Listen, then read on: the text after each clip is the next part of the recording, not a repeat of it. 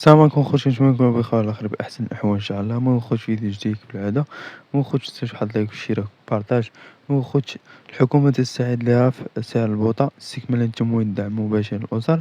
علمت جريدة إكسبريس بأن المصالح الحكومية المعنية استكملت مختلف الإجراءات والتدابير اللازمة من أجل التقليص الجزئي للدعم عن غاز البوتان، وذلك في إطار تنزيل الإصلاح الشامل لمنظومة الحماية الاجتماعية في جزءها المتعلق بإصلاح تدريجي صندوق المآسى تنزيلا للقانون الإطار رقم 09 فاصلة 21 المتعلق بالحماية الاجتماعية.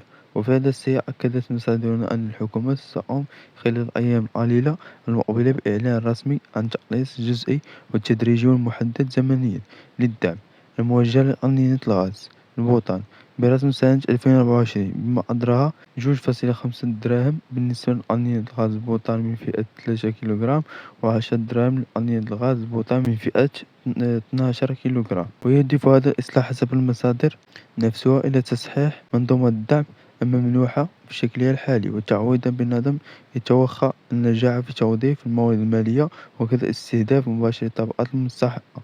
وأضاف المصادر ذاتها أن هذا النظام يتركز على التوظيف الأمثل للموارد المالية في تنزيل البرامج الاجتماعية على غرار تعميم التغطية الصحية والدعم الاجتماعي المباشر. مو خوت قالك من المرتقب أنه غادي يزيدو في البوطة. مو خوت هذا من كان بلا فيديو. المهم متنساش واحد لايك وشير بارطاج مع صاحبك. بيس ليكم، نتلاقاو في فيديو جديد.